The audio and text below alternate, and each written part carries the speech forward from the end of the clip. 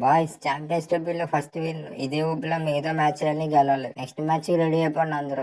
గిల్లు ఎవరన్నా గిల్లారా బంగ్లాదేశ్ ని?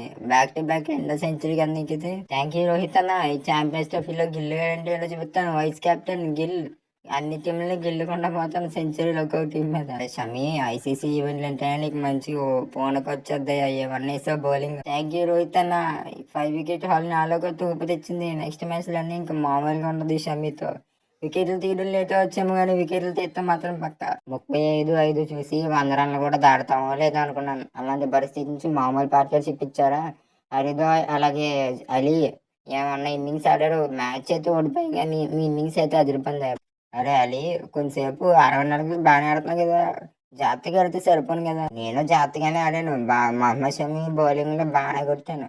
తీరా చూస్తే అక్కడ క్యాచ్ పడ్డానికి ఎవరున్నారా అంటే కోహ్లీ ఉన్నాడు.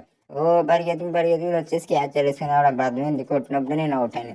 నేనైతే పిచ్చ హ్యాపీస్ ఉంటా బాయ్. ఎందుకంటే ఇండియా మీద సెంచరీ చేశాను ఇండియా మీద. ఇంకా నాకు మామూలు ఇవ్వలేదు కాన్ఫిడెన్స్. ఇంక ఇదే కాన్ఫిడెన్స్ తో చూడండి ఎలా ఆడదాం నెక్స్ట్ మ్యాచ్ లో. అబ్బాయిలు మీరిద్దరు ఆడిన ఇన్నింగ్స్ తో దెబ్బకు మంచి కాన్ఫిడెన్స్ తో న్యూజిలాండ్ ని పాకిస్తాన్ మీద అలాగనే గెలిచేసి సెమీస్ కి వచ్చేద్దాం చూడండి. చంటూ టాస్ గెలిచేకి ఏంటి బోర్డు మీద రన్స్ ఎక్కువ పెట్టాలని నువ్వే డక్అట్ అయిపోయావు.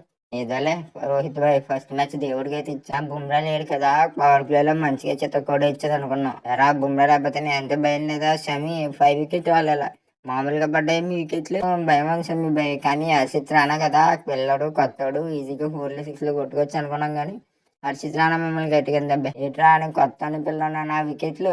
నేను ఐపీఎల్ ఎంతమందిని మహామహావులను అవుతున్నా సంటో మీకు 3 ఇవ్వడం మర్చిపోయాను. ఏంట్రానా 3 వికెట్లు తగ్గ 3 ఫ్లయింగ్ కిస్లు మన పండగ చేసుకొని తీసుకోండి.